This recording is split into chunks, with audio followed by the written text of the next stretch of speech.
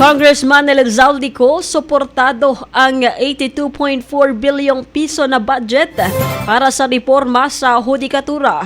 Ang buong detalye ng balita nasa linya ang aming station manager, SM Estela Duran. Bicol Network News Report!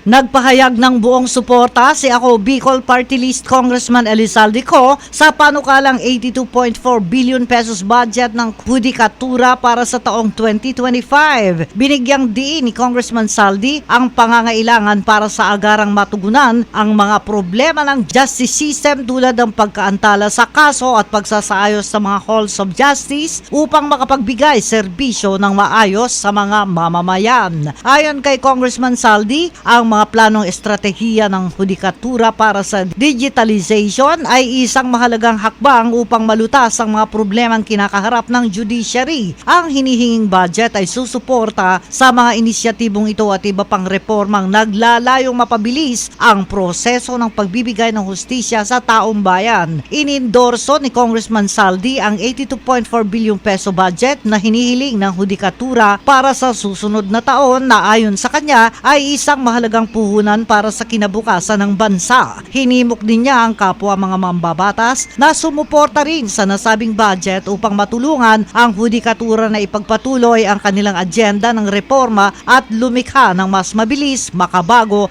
at mas madaling maabot na sistema ng hustisya para sa lahat ng Pilipino. Kasama mo sa Bicol Network News, may gawa Patrol number 12, Estela Duran, tatak tunay na serbisyo.